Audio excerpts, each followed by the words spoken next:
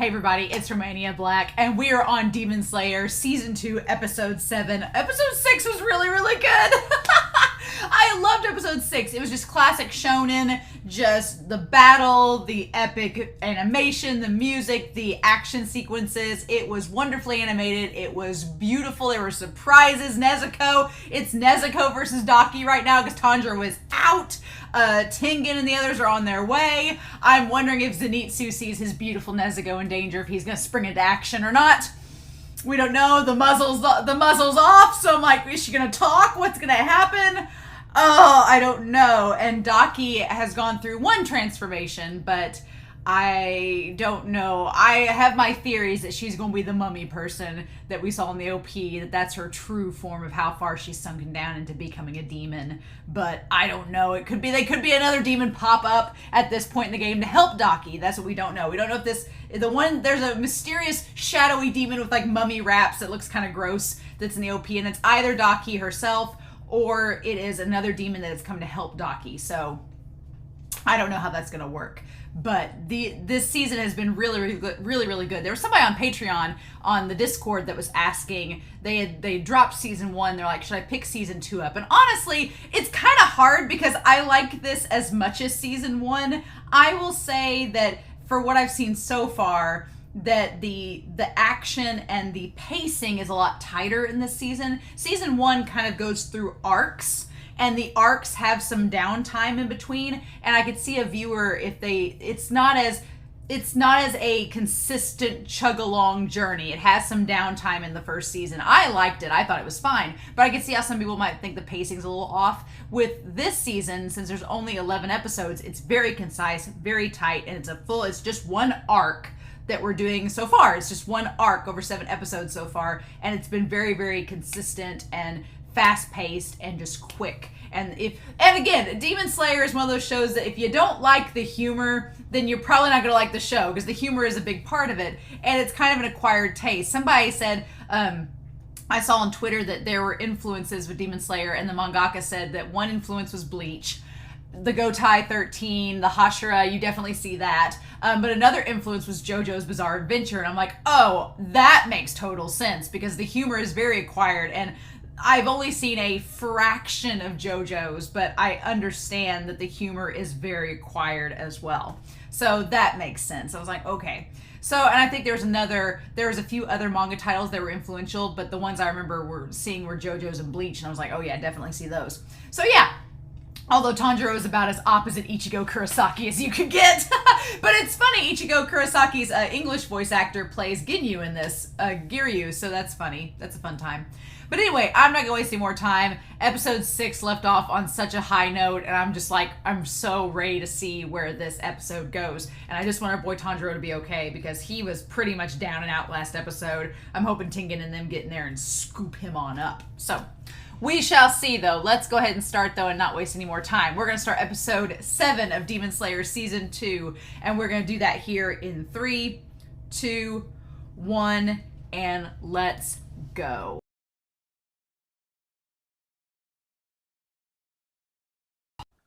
Well, so that was an episode. Oh my gosh!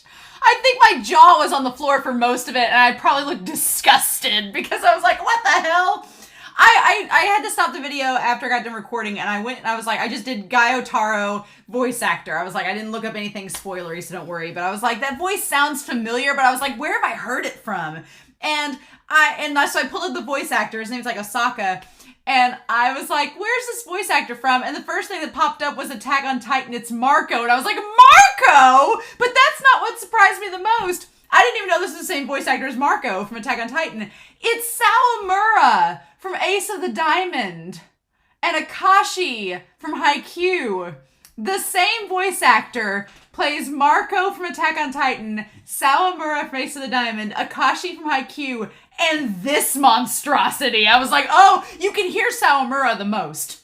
Now that I know it's Sawamura's voice actor, I'm like, oh my god. Because he like makes his voice like wobble and like rolls his R's and makes his voice wobble. And as he speaks, it doesn't sound right. It sounds unnatural. It's like, what the fudge?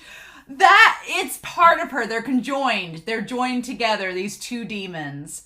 are joined together brother and sister. Well, that just added a whole nother layer to all of this, right? Because we're getting the parallels with the crying with Nezuko and Daki. We're getting the parallels with them.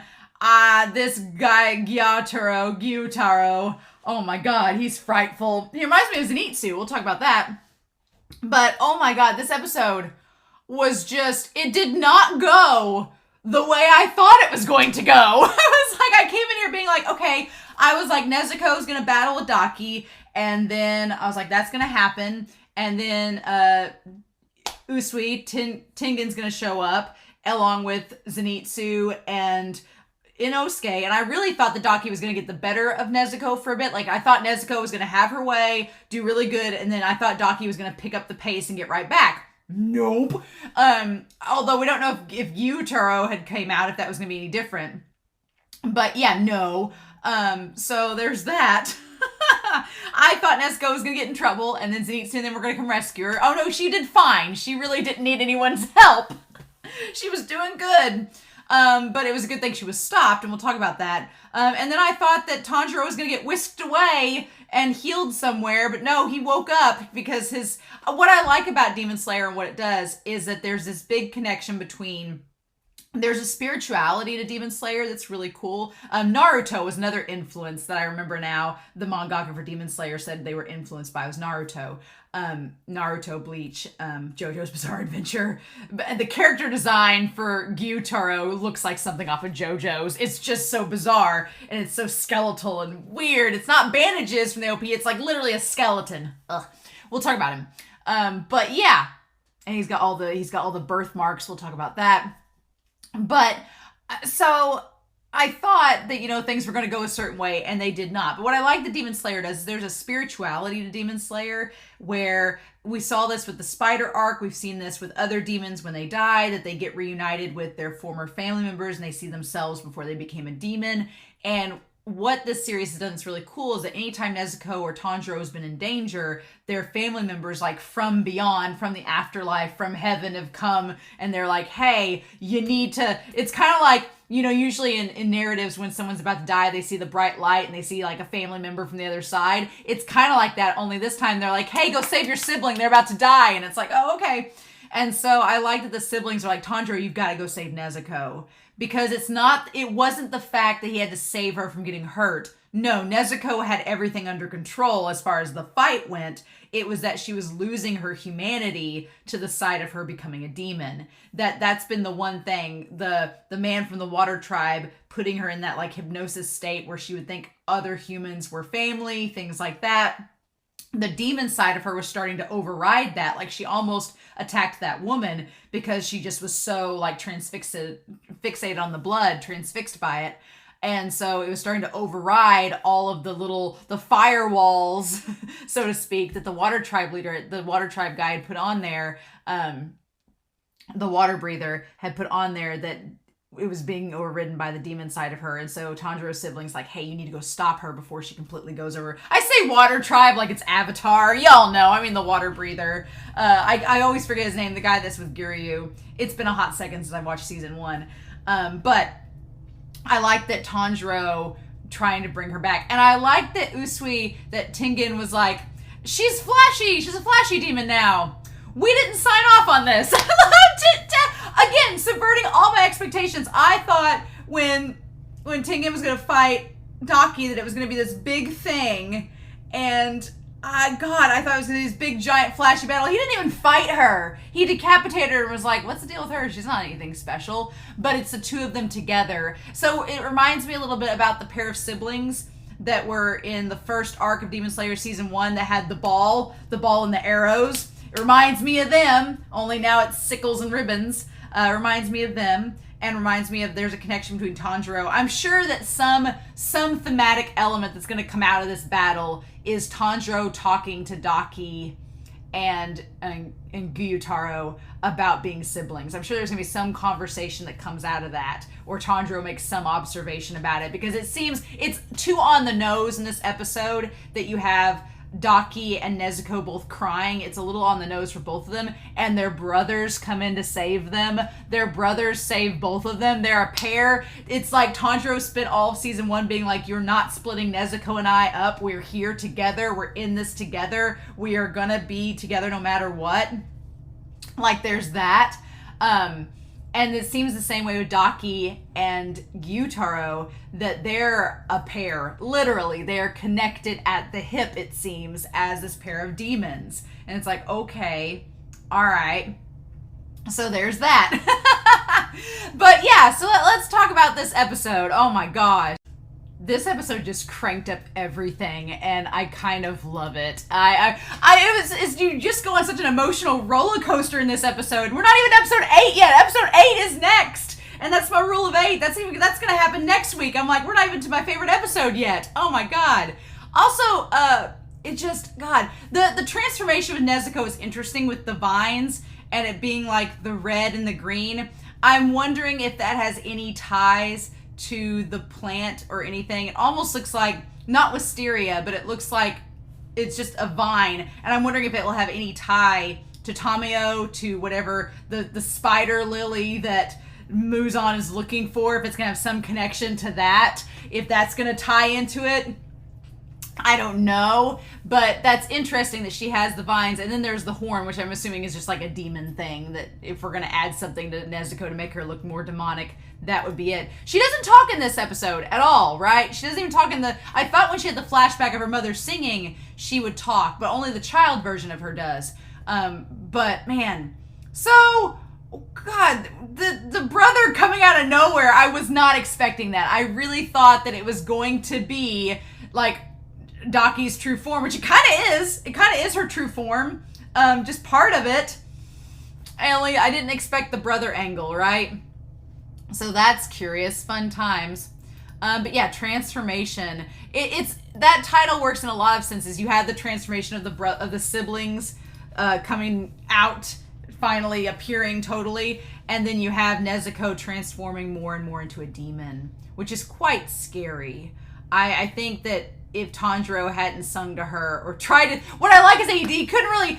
I'm glad that this show didn't go the route of making Tanjiro have a beautiful singing voice, that he's like a lullaby, and then he starts like, crooning this beautiful melody out of nowhere. It'd be like, it'd kind of take you out of the moment, even with the humor of Demon Slayer. But what I like is that he doesn't sing it. He just says, he doesn't know how to sing it. He just says the song, the lullaby from their mom. He just speaks it, right? And she hears the words, and it finally all clicks into place, and she remembers that memory of her and her mother walking and little baby Tanjiro, which is freaking adorable. She remembers that, and that brings her back, right? But for a while, she was quite gruesome. Just her regenerative powers were better than Daki's. Muzan has created a monster, right? He's made the wrong person demon. And I wonder if that has to do with the blood of Komodos being the fact that they are the sun breathers, because the demon technique that she has is interesting, because Daki says it only burns demons. The flames coming from her blood technique. The blood technique is similar to Gyutaro's, similar to his, only his makes like sickles and can explode. So it's very similar to that. That's interesting. But also her blood technique only makes demons burn and only hurts demons. So it's funny because the whole sun breathing technique is like, technically, if you think about it, and we've talked about this in prior episodes, the idea of sun breathing is the demon's worst enemy, because it's literally the power of the sun which can kill a demon. So when Tanjiro uses it, it's extremely deadly. But the fact that Nezuko, a demon who has the power of a demon, can use a technique that can kill demons like that is pretty amazing too. Like, it slowed down Daki's regeneration. It burned her. We'll talk about that. But it's interesting because we're seeing like things are starting to come together and make more sense. So that's fascinating. It's like, did Muzan intend to make Nezuko a demon? Did he know she was a Komodo? I don't think he did, but it ended up happening anyway. But yeah, and at first she's just kicking her, trying to like defend, but then when she starts smiling, that's when it gets scary, because it's like her taking enjoyment out of the violence. That's the scary thing about the demons, when they start enjoying killing. That's the problem, right? And that's what Tanjiro's like, there's all these innocent people around. This is not good. We need to stop Nezuko. And I'm amazed that one couple stayed there as long as they did. I've been like, I'd have pieced out like the others, but I guess they had nowhere to go. I guess they were trapped there. They couldn't get around Tengen and the others. But yeah, I love the imagery. The imagery of the brother shaking Tanjiro to wake him up to go save Nezuko, and it's snowing. That was so beautiful. Like UFO table, it just looked like glass. Like he was just sitting, you see his reflection, it's like on glass. It was gorgeous. It was so beautiful. I loved it. And then, yeah, just, you almost felt bad for Daki. Like, Daki, her character's, like, sinister and menacing, but you almost felt bad for her. You were like, shoot, man. That's the one thing about Demon Slayer, is that Tanjiro, his character from the very beginning is set up to where he instantly is empathetic. He prays for his victims. He prays for the people that he ends up having to kill, the demons that he has to kill. Not the people, but the demons. And he always feels empathetic, even when he has to strike them down. But that kind of adds this weight to the show, that when even the antagonists die, there is kind of like, you realize that most of these demons, one, maybe they didn't realize what they were signing up for when they became demons, and they regret it, and they just want to go back to their families that they lost because they became demons. And we don't know Daki and Gyutaro's backstory completely yet. We see little glimpses of hers, and we'll talk about that when we get to it, with the whole burning thing. But you almost feel bad for her, because you're like, well, damn, you're awful, but ooh, it doesn't paint what Nezuko's doing in a victorious, light, you know? That is the one nice thing they subvert with this shonen, is that in another shonen, her beating the snot out of Daki, you'd be like, yeah, go Nezuko, go! But here you're kind of like, go Nezuko, but, you know, maybe just kill her and get her over with. Don't torture her. You know, you don't feel like victorious about it. It just feels kind of like, damn, ugh, you know? And so Daki's trying to defend herself, and it just doesn't, but she gets all the blood on her that blows up, right? And the thing of it is that she says she's going to chop Nezuko up and store it in her belt. And for a second, I thought she was going to do that, but then it's like, no, she didn't get chopped up. She kind of spun herself together. The blood congealed and like connected her back together, which is terrifying. I'm glad that Tanjiro didn't get to see that, because I'm glad he didn't see his sister completely, you know, dismembered and connected by blood. But it kind of reminds me of Daki and Gyutaro. Oh my gosh, and her just looking, it's so creepy. And she just makes the blood blow up. And so she says, and this part's interesting. She says, just like that day, as she's burning. And she sees fire. And there's people looking up, like walking away from her. Like she's in a pit, and they're walking away from her. Yeah, so it's a man and a woman. And they both, like, he has swords. So he has swords in his hands. And she looks like she has maybe a kimono on, her hair up. But they're walking away from them in a pit. And they leave her in the fire. And then it shows her, like, burning and reaching for something that looks like it has the nails like a demon. So maybe it's her and her brother, and they both burned alive. Maybe her and her brother were burned alive, and Muzan came in and gave him his blood and said, I'll make you both demons. It would be really grisly and morbid if they burned alive and their bodies were fused together from the fire, and Muzan found them both like conjoined, and he's like, hey, I'll make you guys into demons together. And they both said, yeah. That would be disgusting and dark, and I could see this show doing it. I could see it doing it. I'm so curious to know their backstory now. But yeah, while all this flame is going on, Nezuko attaches herself again, and she's just terrifying as a demon, like frightfully strong. Like she could be, that makes me scared, is that Nezuko is so strong as a demon. I'm like, if Muzan realizes from using his like Zoom call vision through Daki and Gyutaro to see how strong Nezuko is, will Muzan try to go after Nezuko to lure her back to working for him? And being like, look how strong you are, Nezuko. You could be an upper ranked demon. Why don't you join me and leave Tanjiro? Or kill Tanjiro. I don't think she ever would kill Tanjiro, but I could see Muzan seeing how strong Nezuko is and deciding to try and woo her over to the dark side to let her work for him. I don't know. I could see that happening. But yeah, but Nezuko, she doesn't have the muzzle on anymore. She's tempted. I'm really glad that Tanjiro shows up to try to stop her, but it's so painful, like him trying to fight her and hold her back. And I thought for a second maybe she'd bite through the sword. Thankfully she doesn't, but she scratches his ear, scratches at his face, like doesn't realize that it's him. She's like so far gone, and he's trying to keep her from, he's like, her blood's all over the place. He's like, I know you've suffered. He's like, she's been wounded. He's like, I know you just need to sleep. He's like, leave these people alone. Oh, it's awful. And I'm glad that Tengen shows up, right? But before he does, in walks the demon, in walks Daki. Oh my god, and she looks so frightful. Like, as Tanjiro is trying to get Nezuko to go sleep, we see Daki, and she's not regenerating all the way, and she looks terrifying. You can, oh, so it says, so you can use blood demon art too. Okay. So Gyutaro and Nezuko can both use blood demon art. Okay.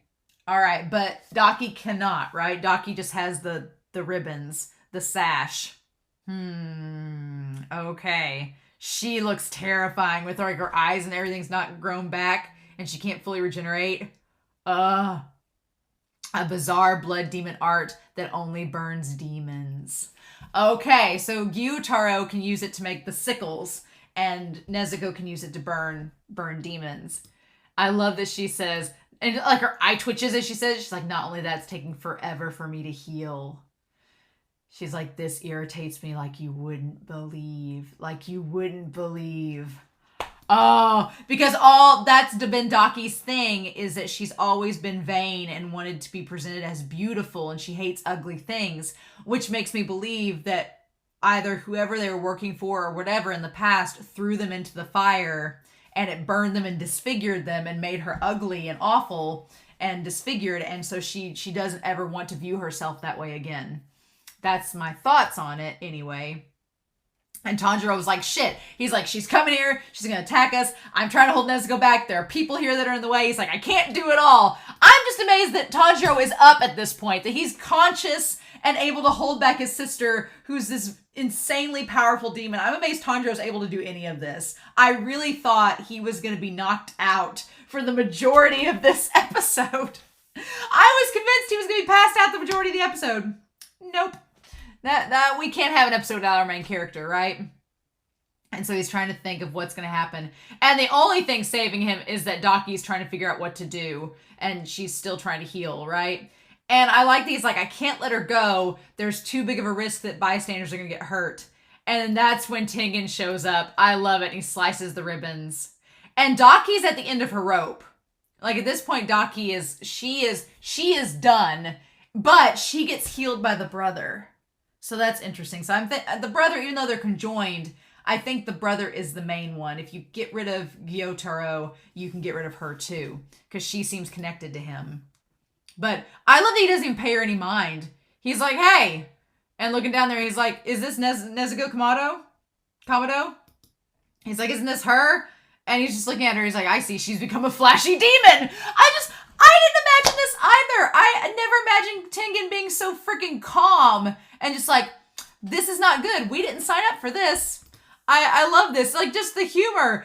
He's like, oh, yeah. He's like, I love that. He's like, and Tanjiro was like, Uzui?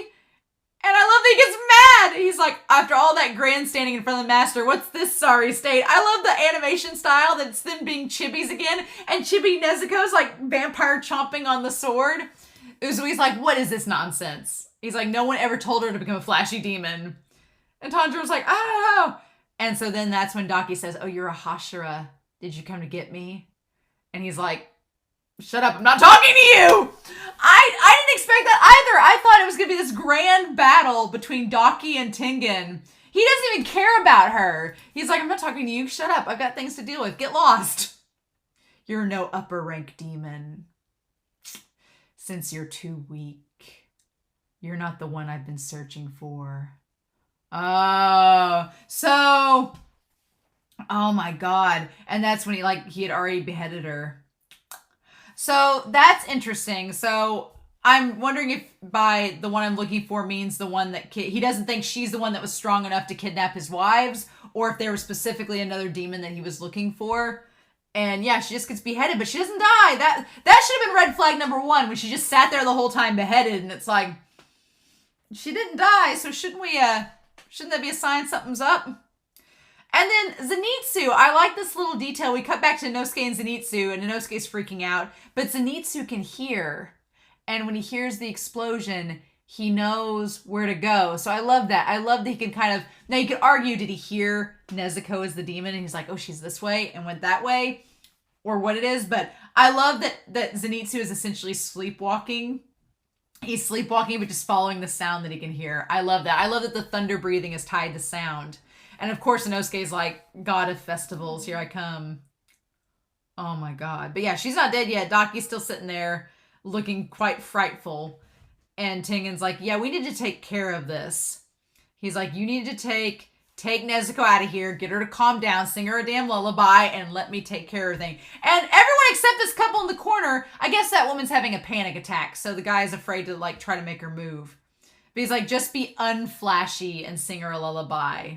And Nezuko kind of jumped them off. Man. And so then we have Tanjiro singing the song about the rabbits with the red eyes because they ate the berries. And I love that shot of her hand like up in the air and his hand over hers. And then we see Nezuko and her mom holding her in her lap. I love it. I love she has her hand on her daughter's heart. Like that, just that spirituality and then them reaching out to them to try to help them. It's so beautiful because it shows like, even though they're gone, they're still there helping, like guardian angels, like watching over them. I love that. And then her like crying. That's like to see Nezuko like shedding those tears and just sobbing. Like, I don't think we've seen Nezuko like that at all. And Tanjiro's like, oh no, Nezuko. But there's that parallel, right? There's that parallel between Nezuko crying and Daki crying when they're at their lowest points. Like Nezuko is at this low point where she nearly became a demon and forgot all of her humanity. And she nearly let it consume her. And then she had to like get brought back to reality. And she becomes her little tiny chibi self and goes to sleep. It's so cute. But there's that moment of her like just shrinking down and becoming like a child. And just in this despair and sadness that she almost turned a corner she couldn't turn anymore, right? And almost, hurt her own brother and family and became a full demon. And then you have Daki, who acts like a child after she's beheaded because she nearly turns a corner and dies, won't be able to come back. And if she hadn't asked for her brother's help, then she would have been screwed. So her crying and Nezuko crying and both reverting to this childlike state, the parallels of it are really interesting. They're really cool in this. But yeah, and of course Tanjiro's like, oh my God, she's okay. Nezuko just, ugh. And he's like, I need to go find the box and figure out. And I just love these like, and I love that he just collapses and Tanjiro's like, mother, she's asleep. Like it worked. Oh. Meanwhile, upstairs, you have Tengen being like, you're still alive? Whining and moaning? He's like, just die an unflashy death. He's like, I don't have time for you. And these people are like, and so then they have the argument about her being an upper rank demon. And he's like, you can't be. Like, and this whole argument between them, the argument between Tengen and Daki, I was like, I didn't expect anything like this. The humor of it, where he's just like, the expressions, everything. I'm like, what the hell, show? And she's like, I'm upper 6. And he's like, why is your head in your hands? That's weak. You're definitely not upper 6. Like, no, did your brain matter explode? And she's like, well, I haven't lost yet. She acts like a little kid because she's upper rank. And he's like, no, it's obvious. And so I wonder, I wonder if her being like this mature looking female demon, if she really is like a little girl, like the preteen girl, but she just makes herself look like this because it fits like her age and how old she is as a demon, and like the projection that she wants to give of herself. She wants to project being this beautiful woman, but that's not really what she is inside. She's like a little kid. I wonder if that's it, if there's something to that. I want to see more of their flat. Now, I said in the last episode we saw just enough of Daki's history to know enough, and now I'm like, nope, I want to know more. We didn't get enough. Like, yeah, before I was like, man, that's enough. We've got all we need to know. And now I'm like, no, I want to know more about Daki. I want to know about Gyutaro. I want to know about everything. Like, I'm so curious now. She's like, I'm still number 6, but I'm going to get even stronger. And she says I, like she doesn't refer to we are number 6. We're going to get stronger. She just says I, which is interesting. And Tengen's like, not buying it. No. And she starts to cry. Oh my God. And he's like, the hell? And then she says, I really am number 6. I'm telling the truth. And she's like, I have the number to prove it. Like a kid, like a little kid. And she's like, I'm amazing. And he's like, she's throwing a temper tantrum? Really? Now? He's like, what? Is she ever going to stop talking? And then, yeah, he's like, her body's not disintegrating. Mm-mm. And then she tells him to die. And she says, all of them can die. And at this point, when he's like, maybe I should, I'm like, Tengen, you should have just killed her now. You should have just gotten rid of her. I'm like, he waited too long. He's like, he cut off my head. And I wanted to see what happened there. And she says, brother. And the shadow is where it comes out of. Ugh.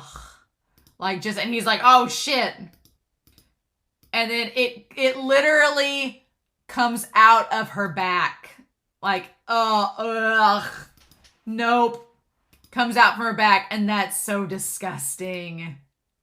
That it's like been part of her. Which shouldn't have been surprising because the belt and everything could like come apart from her and was kind of its own thing. So the fact that they're joined together, that shouldn't have been surprising, that she's been using like shadows and tricks and all that this whole time. But he doesn't get them. Yeah. And he's the stronger one of the two. Yeah. And Tengen's like, oh shit, no. He's like, there's no use crying. Yeah, his voice is so freaky. Can't you even reattach your own head by yourself? So yeah, that's like these siblings. These two siblings. And here's the thing. Oh, her hair. Her hair now. If you look at her hair, her hair had been longer and had been white with the green tips. But now her hair is super short. And his hair is all green. So when they were together, it shows he has the ribbons around him. Okay, you see it, like his hair's all green up in the bun and her hair's all white. And when they were joined together, it was combined. Oh, and it also makes sense that if both of them were like, I wonder if their past, if they were both like street urchins or they were like kids that were in poverty on the street and something happened and they ended up getting in this fire and ended up burning to death, no one would save them because she has all the burn scars on her that aren't regenerating. And he is like skin and bones with these like blotches on him that I think he says they're birthmarks, but they're blotches. And so I wonder if this demon form for both of them represents like kind of an exaggerated version of what they were as humans, only it's like distorted even more and exaggerated. And he says she's not very sharp. Oh. And Tengen's like, oh no. What's the other that emerged from her back? His reflexes are beyond belief. He's like, was it a burn on your face? And he heals it. You need to take care of your face. Since you were born with such a pretty face. Yep. Oh, and he has the upper 6 thing too. And yeah, he slices through the head thing. Nope. With the sickles. They look like they're made of bone and blood. Oh my God. Yeah, his like whole face and everything. He looks terrifying. And Tengen's like, no, you're the stronger one of the two. Uh-huh. He's like, lucky you, man. That face of yours is nice. And I like your skin. It's like, ugh. Him saying that he likes his skin, it gave me like Silence of the Lambs vibes. And like puts the lotion on its skin. He says, not a blemish, birthmark, or scar to be seen. So yeah, all these marks on his face, if they're birthmarks or scars. But, oh my God. And you have some meat on your bones too. He says, I can't gain weight no matter what. Which I'm assuming is like an exaggeration of when he was human. And he's like, and you're tall too. Like all these different things. Oh.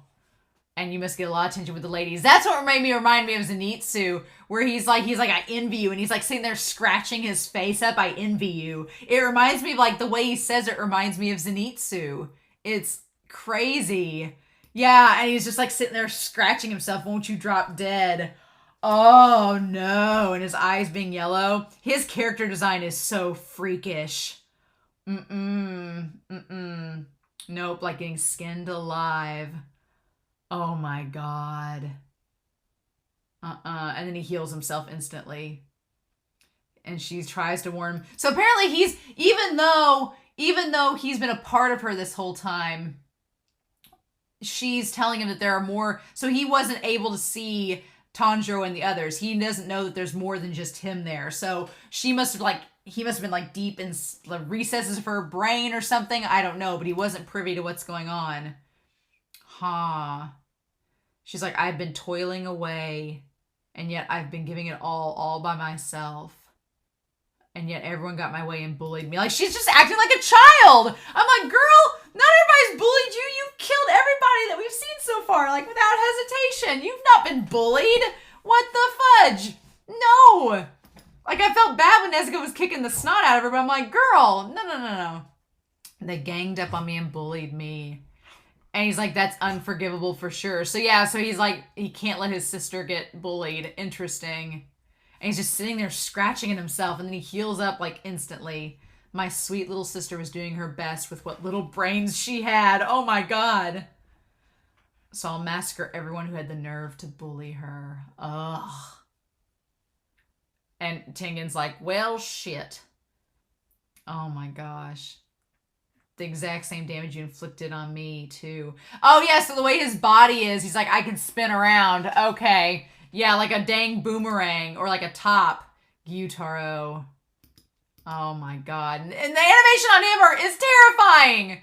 Nope, not at all. And so luckily Zenitsu and them show up. Thank goodness. They show up. And Tanjiro's like, I gotta go put Nezuko back in her box. Stay here and hold down the fort. I'll be right back. He's like, what's going on with the sickle blades? What's happening? Is there a new demon? Uzui's blood's in the air. I gotta back him up. Like, Tanjiro's like, what do I do? And he's like, oh, thank God. Inosuke and Zenitsu are here. You can rely on us. Oh my God. And I like that. I like that image of Tanjiro like running in place. I can just picture that in the manga when he's like, I'll be right back. And then, yeah, these two finally get out.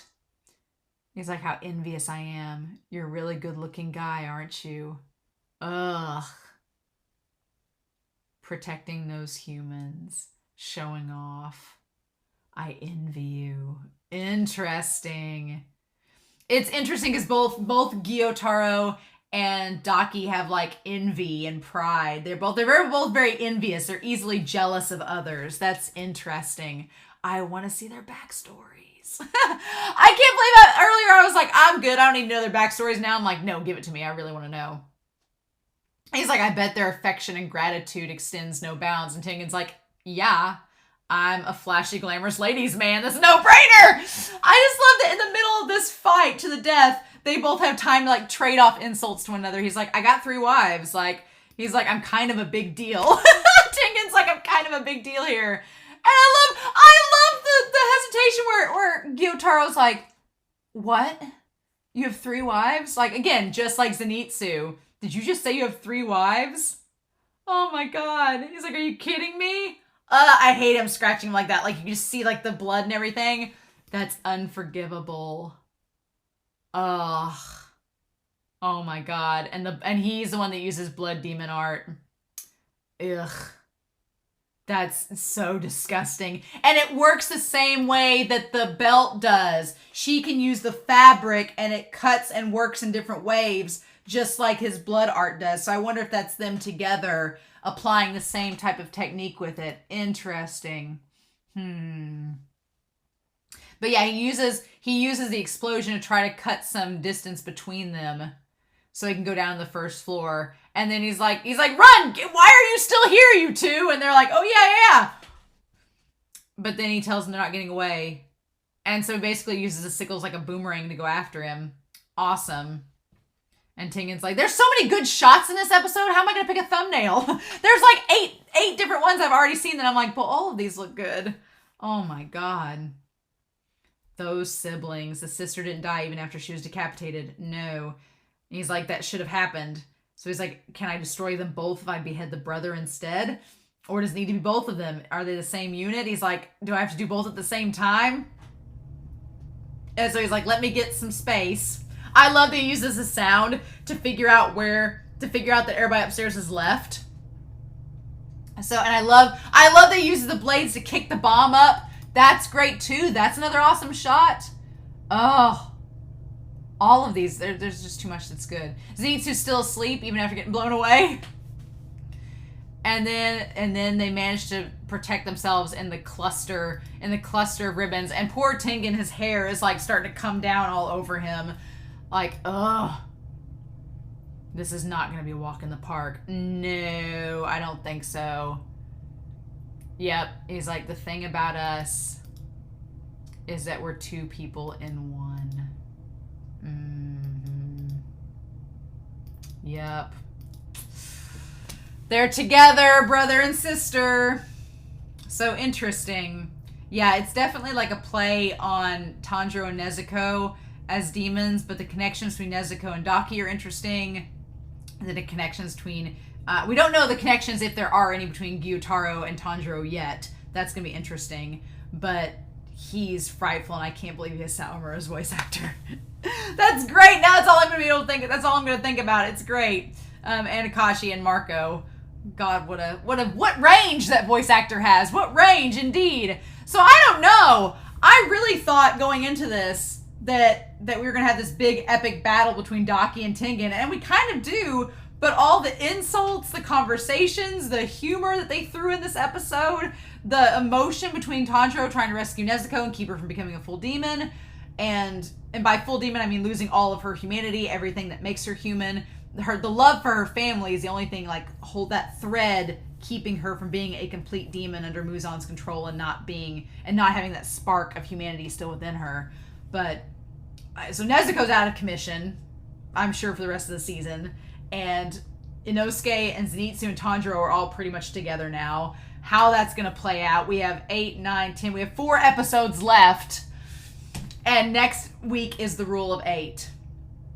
So I have a feeling the 8th episode, if it's a short series like 11 to 13 episodes, the 8th episode is that turning point into the final arc, into the climax, into the final of the season, leading towards the climax and the resolution. So there's that. So I'm excited about that. But yeah, so this episode was bonkers. And I'm really excited. I'm going to go back and rewatch it because it was really good.